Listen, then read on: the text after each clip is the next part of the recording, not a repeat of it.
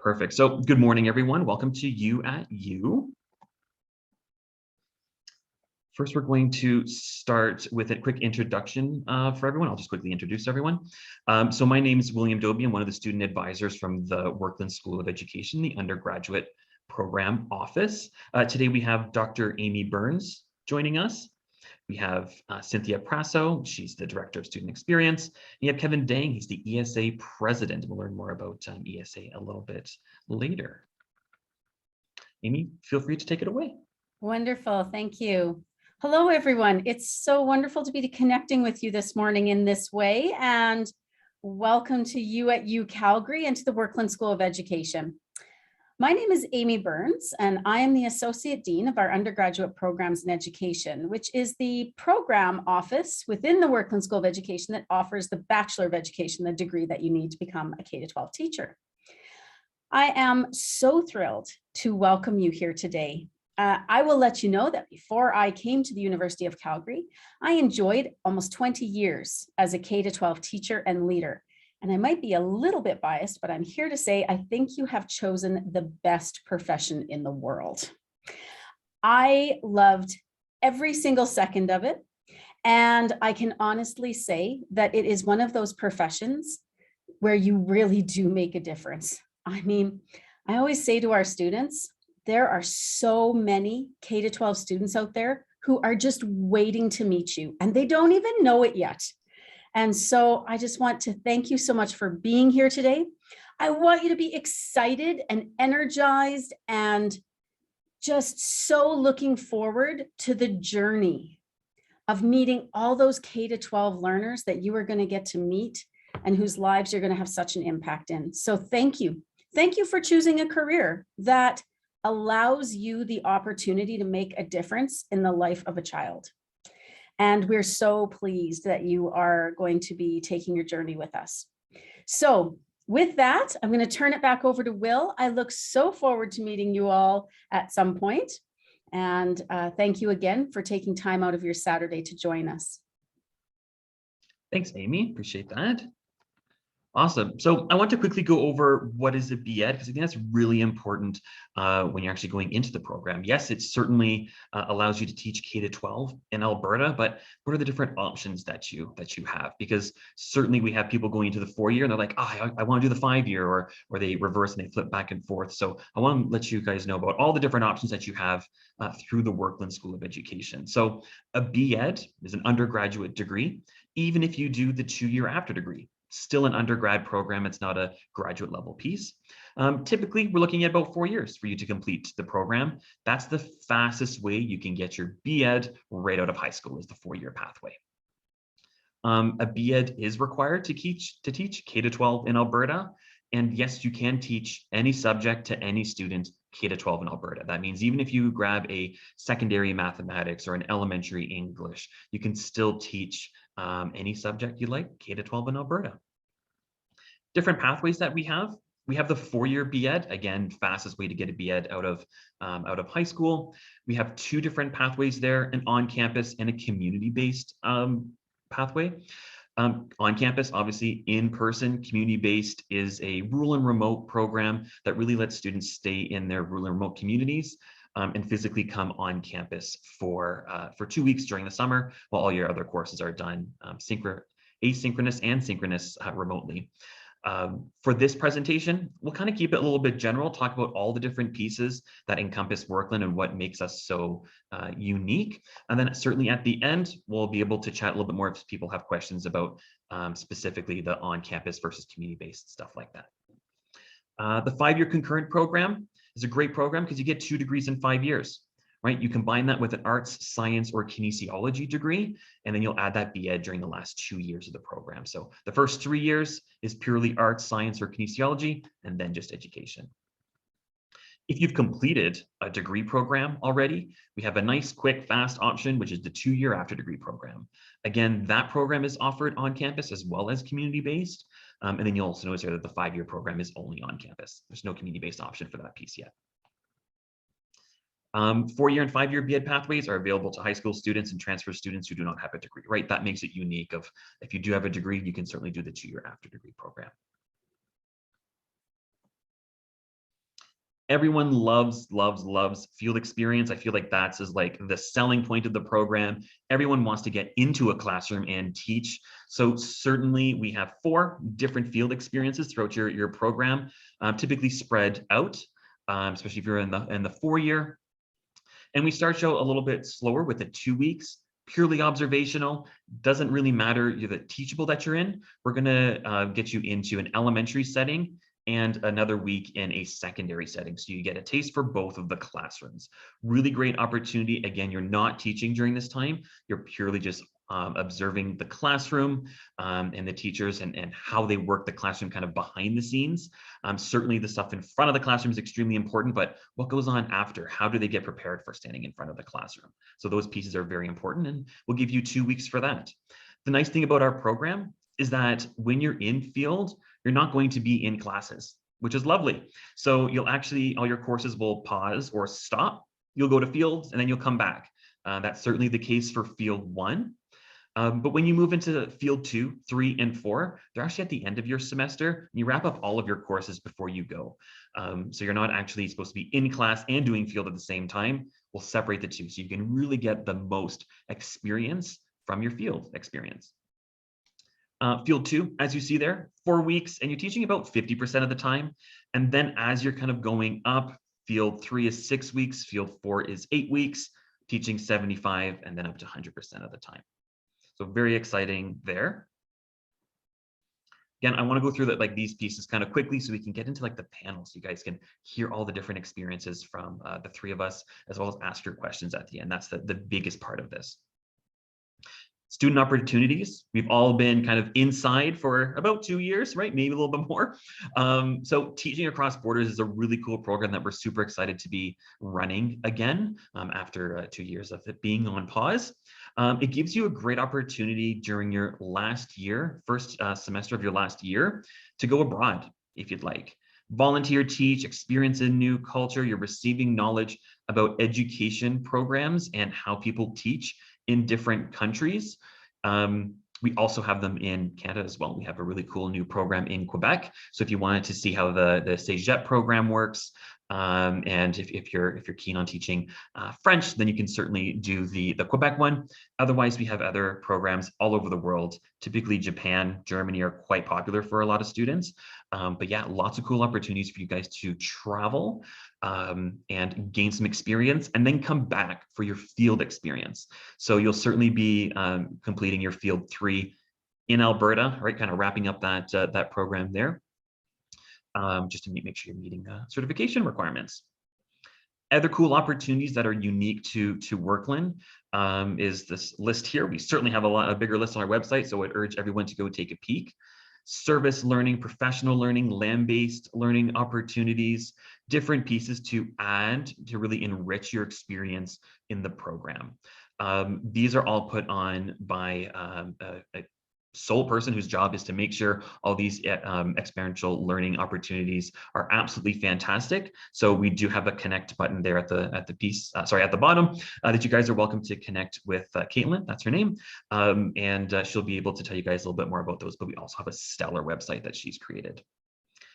Mentorship programs, if you're looking to partner up with someone in their kind of upper years in the program, if you're looking to partner with a teacher, so we reserve the teachers for students who are just kind of wrapping up their 500s, partner with someone who's actually finished the program, really gives you guys an opportunity to see, oh, what's coming up next? Super excited. And I kind of want to mentor. I want to mentor someone, or I want to be a mentee. Lots of opportunities there. All of our opportunities give you an opportunity to work with children, youth, real concepts, build your professional network as you see here, and receive co-curricular credit.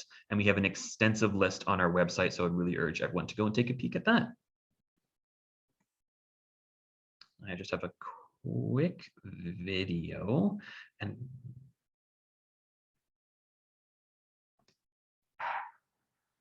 everyone can hear that.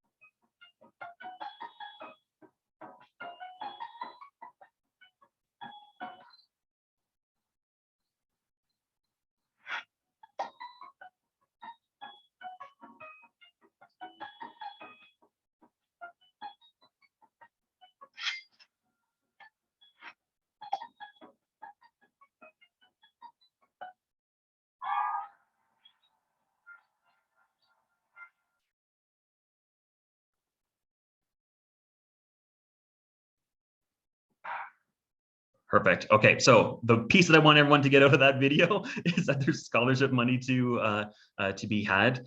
So make sure that when you're done this piece that you're checking your email, there'll be online instructions for you guys to put in some information to win some prizes, and there's multiple prizes. So really want to make sure you guys get a piece, because free money is amazing money and it can go towards school. So why not, right? So now I want to get into the kind of bread and butter of the presentation, which is the panel. So we have the three of us here, myself, Cynthia Prasso, and Kevin Dang. Just to give you guys a quick kind of a few different questions that we'll go through, and we'll kind of give you different our different views and experiences. But before I start, I'll let everyone kind of introduce each other. By that I mean Cynthia and Kevin. And Cynthia, I'll let you go first.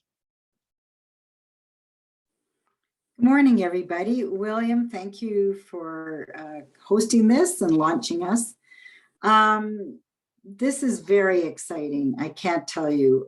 And I hope to be able to meet all of you in person at one point or another. And maybe I can put in the chat my email address, or maybe Will can, just to let people know if they need to connect with me.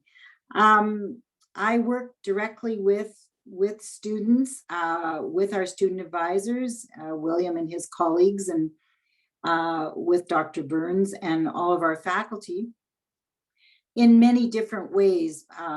One of the ways where I might work with all of you is to give you opportunities to attend conferences. We have, you probably know of the teachers' conventions, and there's a Palliser Teachers Convention and a Calgary City Teachers Convention. And often I will work with students who will present at the conferences with me. And so that gives you an opportunity to present on something that you've learned and worked on through your courses. I'll be blunt to say it's also good for your resume. So those are some of the things I do. I work closely with a scholarship committee. One of the other things I do is, which is the main thing I do, is work with students who may have some programmatic issues that perhaps they need to come to me. Sometimes William and his colleagues will forward that to me if there's something we need to talk about. Sometimes it's the hard questions, if perhaps you're finding maybe you need some counseling and some support for health and wellness, for whether this is really the path that you want to follow. Many different things that I do. It's hard, it's sort of numerous, but I just love working with all of you. And I will often find myself working with the Education Students Association.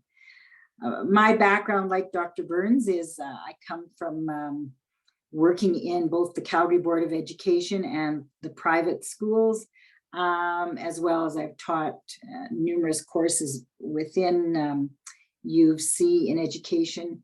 My area is actually early childhood education. So I have lots of different passions, and I hope that you can wake up every day and love teaching the way I always have and continue to do so. It's a wonderful choice you've made, and all the best. And I'll look forward to talking to you in a few minutes. Thank you. And Kevin? Awesome. Thanks, William. And yeah, great to see everyone this morning. So my name is Kevin Dang. I'm a student at the Werklund School of Education. I'm just in the first year of my 2-year after degree. My specialization is elementary science. Prior to joining Werklund, I did a degree in Bachelor of Science at University of Calgary. So I've been here for a little while. So this will be my second degree here. Loved every minute of it. It's great. And but looking forward to graduation also. And I think a little bit about, like, I guess my role on campus with the Education Student Association. The ESA for short is a student club. We work very closely with the faculty administration, folks like Cynthia, and also the advising office, or UPE, with William and his team. And we host a bunch of different stuff on campus, so like events. We do a bunch of professional development sessions. career-related work where we help prep students as they get ready to, join the profession and start their careers as teachers, and a bunch of really fun stuff that we're looking forward to next year. Yeah, and we're here to support students and hopefully make your experience that much better. So. Awesome, thank you. Did you want to quickly chat about finance as well? I mean, you work very hard. Let everyone know everything that you do on campus. Right. Sorry, I forgot about that. I also work part-time on campus. So the ESA stuff is it's volunteering based. It's more just like an extracurricular kind of thing. You can join a bunch of different clubs on campus, but ESA is one of them. My job on campus, I guess, what I do as a part-time job is I work with the student financial support team as an emergency funding admin. So we're part of that larger team that does scholarships and bursaries and things like that for undergrad and graduate awards.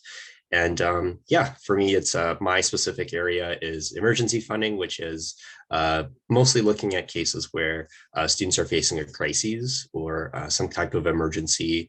It could be illness, it could be an accident, a bunch of different things. And we can try to support students by providing funding for different needs. So could be, let's say students facing eviction or something, or maybe some kind of living situation that's really tough, that we can help provide support for, let's say, rent or something like that, just as one example. Yeah. Perfect. Thank you. Yeah, you do a lot. Make sure you brag about it. You do a lot of stuff on campus. Be proud.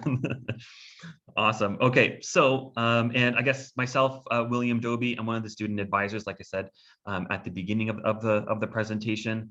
So kind of as we go through these questions, you'll get a view from a kind of the director of student experience, kind of like that faculty representative, as well as a student piece, as well as an advisor piece. So lots of different perspectives as we're going through these questions.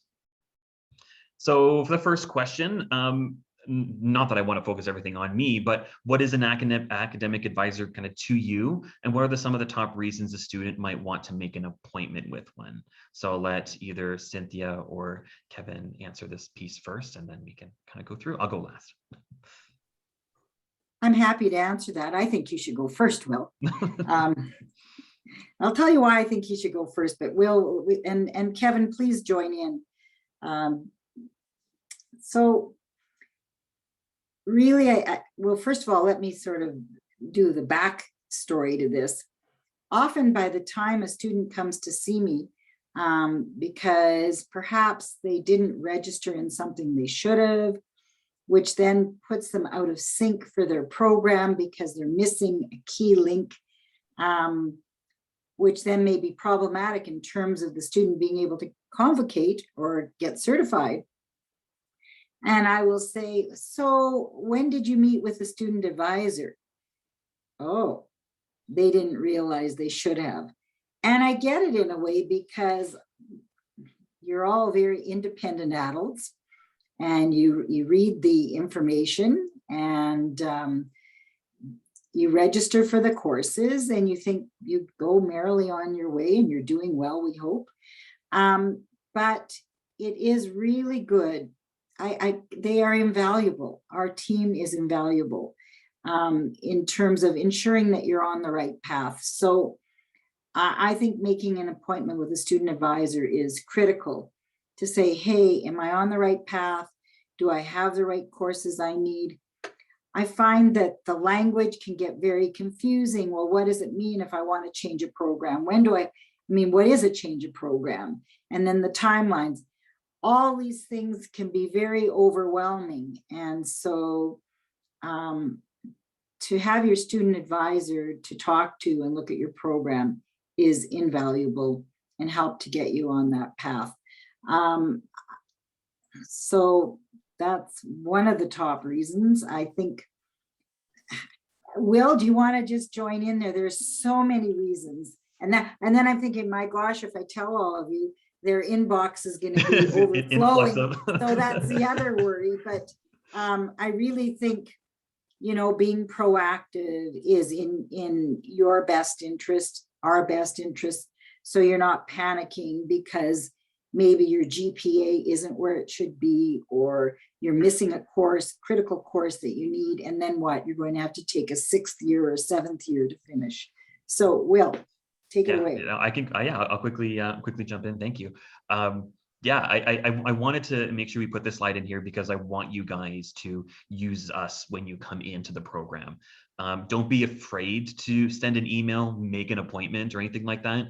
Please come and ask us any of the questions. If we don't have the answer, we'll certainly help you find it or point you in the right direction to find the answer, or set you up with the right people. So if it's a course conflict piece and we're like, we need to chat with Cynthia to see if we're able to overload if you want to do certain pieces, or I'm struggling, what kind of resources do we have? And here's from the advising perspective, this is what we can offer you, and we should probably chat with Cynthia, or do we need to send you over to finance, and maybe you chat with Kevin and you talk about emergency funding and those pieces. So happy to be that kind of first point contact when you guys come in. If you're like, I don't know what to register for, and I can't find the first year degree guide, and I can't find all these registration pieces, and I'm just lost and overwhelmed and frustrated. If you ever feel overwhelmed and stressed out about anything, please feel free to come in and drop in. We do online Zoom appointments. You don't have to physically be on campus. You can book a piece, you can come in and email us. But really anything that you guys need academically, I guess, please feel free to come in, and super happy to help you guys really with anything. And if it's a piece we can sit at the desk with, if we need to go move into a smaller room that's a little bit more private to discuss something, absolutely no problem. The entire UPE office is certainly here to assist. So I think I'm done tooting my horn. I'll let Kevin chat, and he can answer from a student perspective what an academic advisor or student advisor is. Sure. So like I mentioned before, I did another degree before starting the 2-year after degree. My first degree was in science. And for me during that period, especially when I was a very new student on campus, I knew very little about university. I was the first person in my family to go to university. So family wasn't super helpful, although they're very supportive. But the regulation, how to do things, what's the right way to do something? What should I sign up for courses? Am I on the right track? Those are all questions that I had when I started my first degree, and I still ask those questions today sometimes. And for me, I leaned a lot on peers and colleagues and mentors, but also a lot on academic advisors.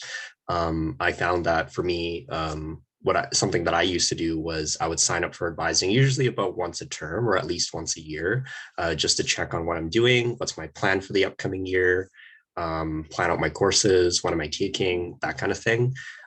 So for me, that's probably one of the biggest reasons is course planning and just degree planning in general. I was very lucky that I didn't face too many big significant issues that popped up, but I think if I did, I would definitely go to an academic advisor. And I'd also like to note that every faculty has advisors. So for some folks, if you're in a concurrent program where you might be doing your science courses first, you might not be doing your education courses right away, or however it's set up.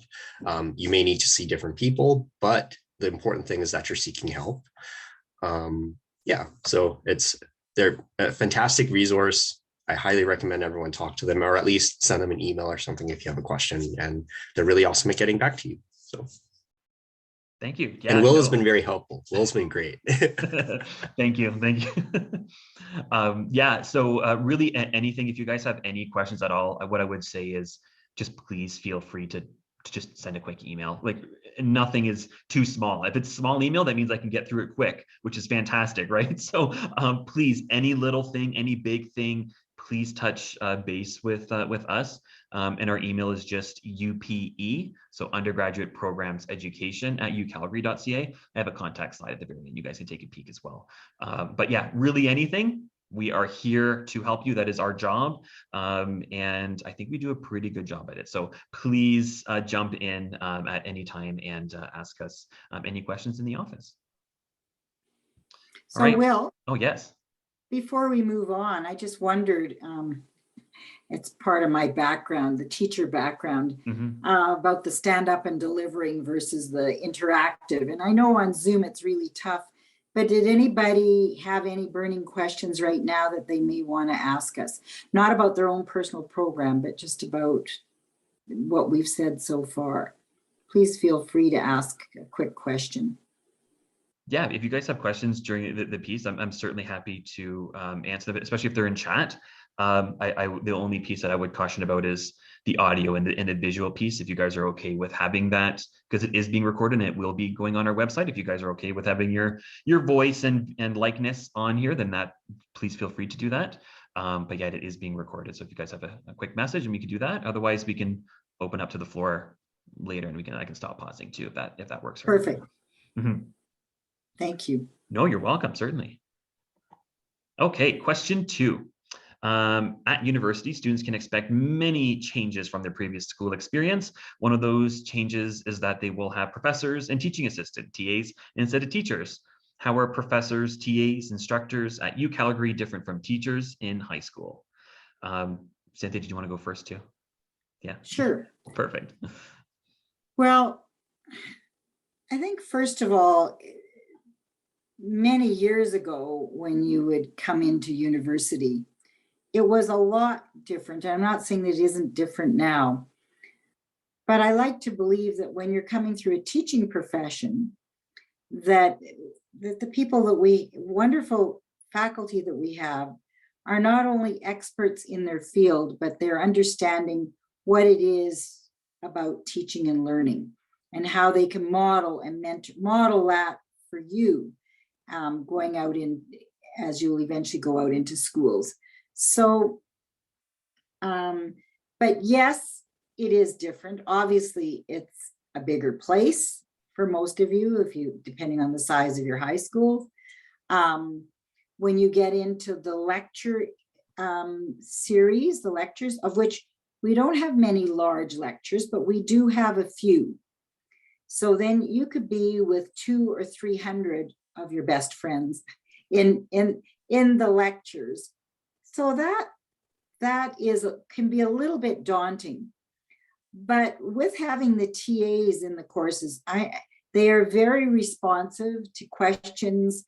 I think most professors, and I'd love to hear Kevin's perspective on it, and in some of these lecture series, although it's what I call the stand up and deliver, it's very much, they try to, in some sense, do some group work or have some interactions, so it's less anonymous and impersonal. But by virtue of being in a large lecture, it will be a bit impersonal. But the one thing that stands out in education is, other than those lectures, is that they are smaller classes. And so you are connecting with your professors, your instructors. I think if you come, and I'd love to hear Kevin's take on this, but when you come from, for example, Kevin was saying from a science degree, science and math, let's say, are taught in a very different way in the undergrad than when you come into our program, which is a lot more interactive. There's a lot more group work. So you have to be somebody who is able to do that kind of group planning, collegiality. It's actually modeling what's going to happen when you're in a school, because you're not on an island onto yourself. And it's like teachers don't close the door and then just work by themselves. You're part of a larger staff. So, but yes, it is different. Certainly, it's faster pace, as William said. When you go out to practicum, that means that the courses on campus are condensed somewhat. So I tell everybody, it's kind of like the first semester is the getting to know you, and everybody really, most people really manage fairly well in that. But then it keeps gearing up, and by the fourth semester, boy, you just have to really be very good at time management, being very well organized. I was on the Zoom with one student, and we were talking about just that, and then she changed her camera to show me her wall. which was getting ready for field experiences, and she had each day and what she had to do, and then when assignments were due. So being really organized, and it doesn't mean that you aren't when you were in high school, but it's a lot more fast pace. But we're also here to support you. But the bottom line is it rests with you to make sure that you are well organized and enjoy it and work hard in the program. So hope that captures it. And yeah, thank you. Kevin? Yeah, so I think there's a lot of differences between, I guess, your teachers in university and then your teachers in high school that you may have experienced. Obviously, the classes are run really differently, but I think I'm going to split my answer up between a non-Werklund faculty and then Werklund.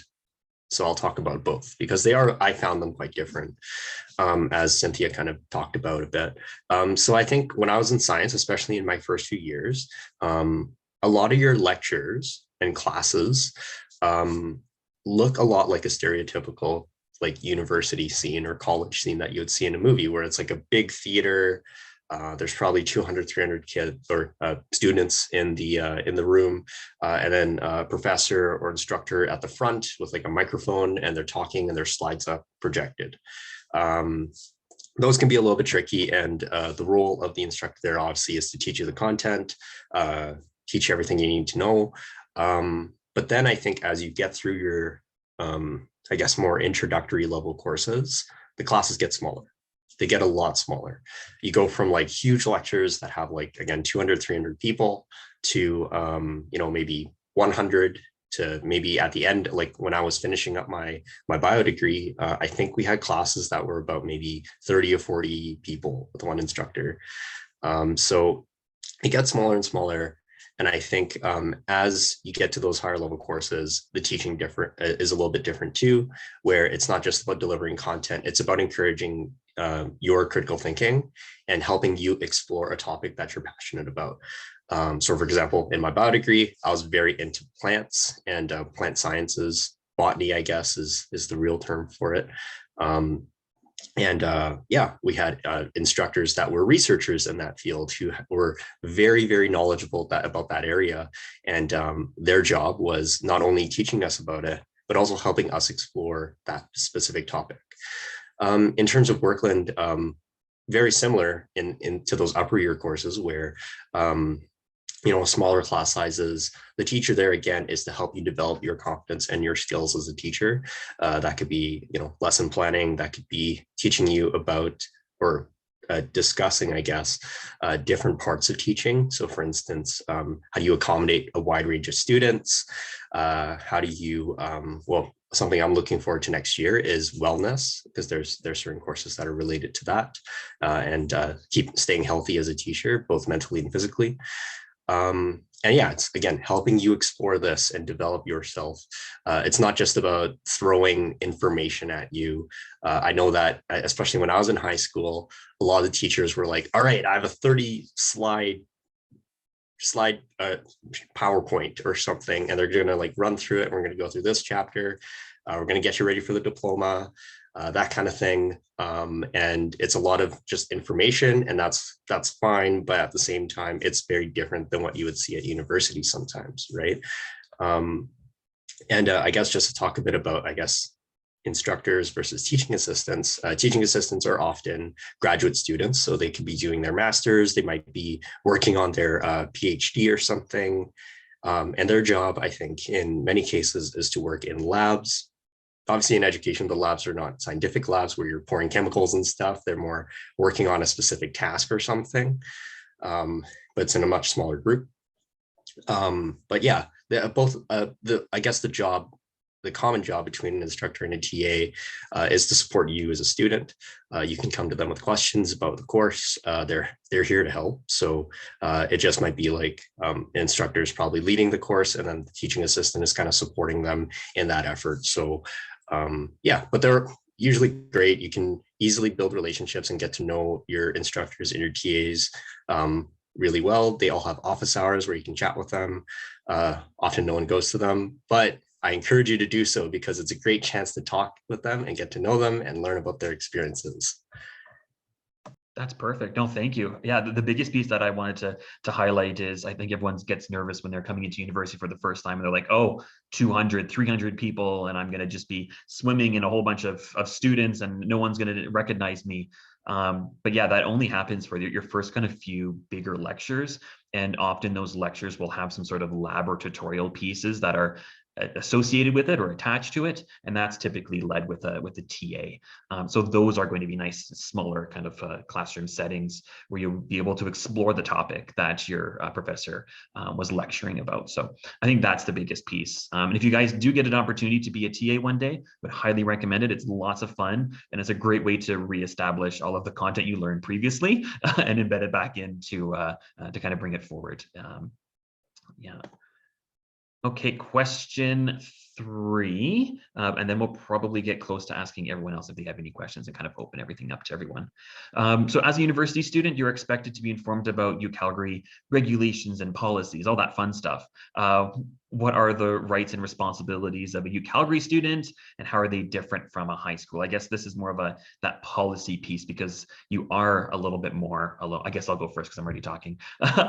Because you are an adult when you come to post-secondary, right? The high school piece was a fantastic environment to grow and nurture, but now you're kind of doing this on your own. We have a huge document on the website, very overwhelming, certainly. It's called the University Calendar. It has every single regulation and policy and planning and all those pieces built inside of it. It's a very, I guess it could be very confusing and hard to find pieces in it.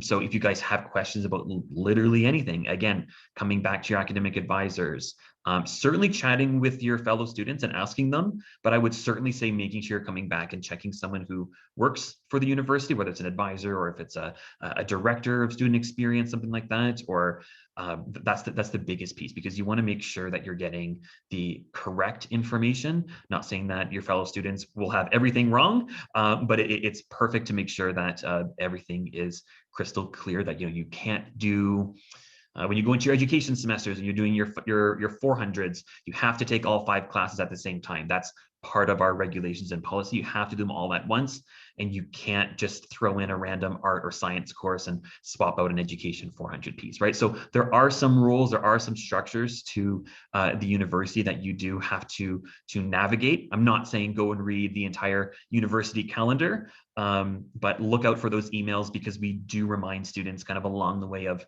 this is what you need to do now. Or if you're not sure and you're a little bit stressed and overwhelmed, again, coming in and chatting with an academic or student advisor, certainly happy to help with those pieces, because it can get overwhelming, and you are one student again in that class of 200.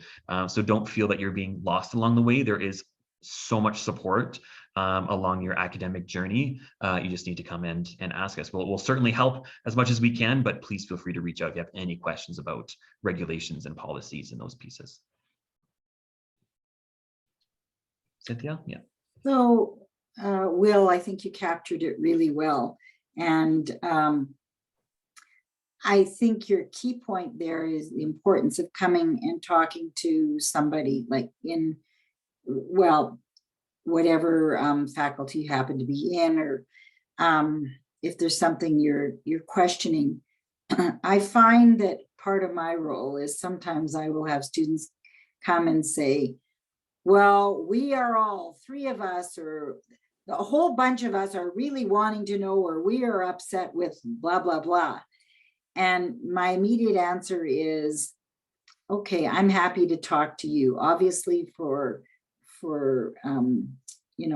privacy, I'm not interested in everybody else. I'm interested in you. So I find that sometimes, especially as it gets closer to, well, depending if you're taking exams or when papers are due, you'll feel the anxiety kind of mounts. So remember that in terms of just try to put yourself in the box and look after yourself.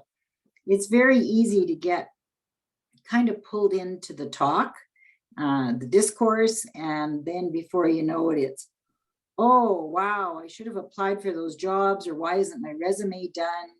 And people are getting very anxious about it. Kevin can probably talk about it, because I feel that those tensions you know, usually in October and then in the end of January.